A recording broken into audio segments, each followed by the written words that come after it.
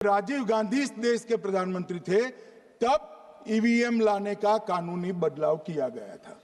अब राजीव गांधी के ईवीएम के कानून का भी विरोध कर रहे हैं मान्यवर। इसके बाद में अरे सुनो ना क्या प्रक्रिया हुई। इसके बाद में ईवीएम के खिलाफ किसी ने याचिका करी। इस देश की सर्वोच्च न्यायालय के 5 जजों ने बैठकर ईवीएम के कानूनी बदलाव को 2002 में उचित ठहराया। मानो राजीव गांधी को भी नहीं मानते, सर्वोच्च अदालत को भी नहीं मानते हैं। फिर 98 में मध्य प्रदेश, राजस्थान और दिल्ली, इसमें सिर्फ 16 विधानसभाओं में इसका ट्रायल लिया गया। कितना केयरफुल है ये भी बताता हूं। हुडा बैठो। ये भी कितना केयरफुली चुनाव आयोग आगे बढ़ा है। मध्य प्रदेश, राजस्थान और दिल्ली, ये राज्यों की सिर्फ 16 विधानसभा में इसका ट्रायल लिया गया। हर प्रकार से चेक कर ईवीएम का उपयोग सबसे पहली बार पूरे देश में 2004 में हुआ। 2004 का महत्व है माननीय। सबसे पहले 2004 में हुआ। पूरे लोकसभा चुनाव हमारे समय में ईवीएम का उपयोग हुआ। लाए राजीव गांधी वहां से लेकर 2004 तक। और 2004 के चुनाव में कौन जीता भाई? वो जीत गए। उस वक्त ईवीएम की चर्चा बंद। 2009 का चुनाव हुआ, पूरा ईवीएम से हुआ। ये जीत गए। चुप्पी साध ली। 2014 में सब हम जीते तो कौ चालू कर दी। वो सरकार में थे मान्यवर। ये क्या है? जब कानून आप लाए, मशीन आपने इंट्रोड्यूस किया, चुनाव आप पहला जीते मशीन से, दूसरा चुनाव जीते, मौत से 10 साल राज किया और हार गए तो फिर रोते हैं। मान्यवर, देश की जनता मानती है इसको। और दूसरी बात जब चुनाव आयोग को भी लगा कि सच्चे झूठे आरोप होते हैं तो इस पर रिसर्च की एक प्रक्रिया हुई। मानिएगा 5 साल रिसर्च के बाद वीवीपीएटी की इंट्रोडक्शन हुआ। ये वीवीपीएटी क्या है?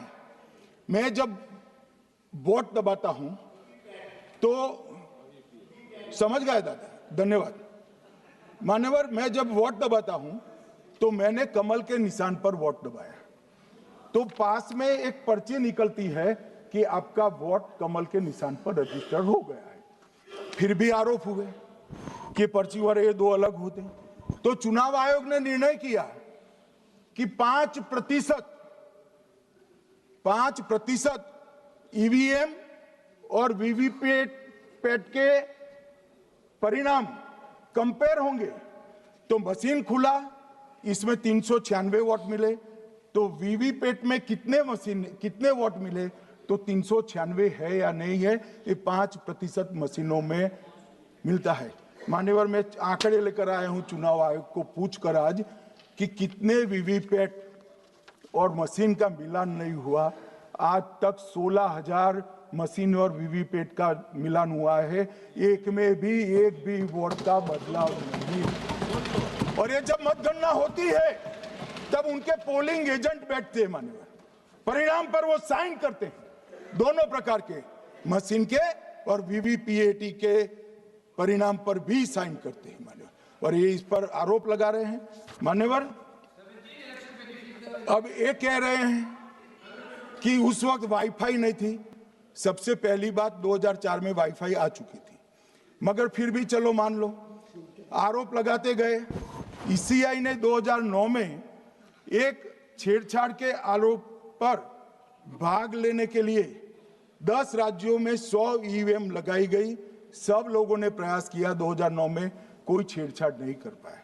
फिर भी आरोप लगाए तो 2017 में इलेक्शन कमीशन ने जून 2017 में 3 दिन तक ईवीएम इलेक्शन कमीशन की ऑफिस में रखे कि कोई भी पार्टी आकर, कोई भी टेक्नोक्रेट आकर, कोई भी साइंटिस्ट आकर ईवीएम को हैक कर बता दे।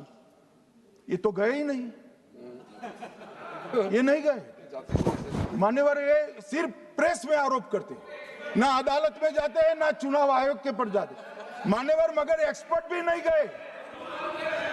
आप कोई एक्सपर्ट भेज देते भैया, एक्सपर्ट भी नहीं भेजा। और मान्यवर 2017 में फिर चुनाव आयोग इस निर्णय पर पहुंचा कि आने वाले सब चुनाव ईवीएम से होते हैं। अब चुनाव आयोग ने तो निर्णय कर दिया, मगर मैं भी साहब थोड़ा ज्यादा सोचता हूं। तो मैंने सोचा साला ये चुनाव आयोग कहता है कुछ नहीं हो रहा है, कुछ नहीं हो रहा है, तो ये लोग आरोप क्यों लगा रहे हैं?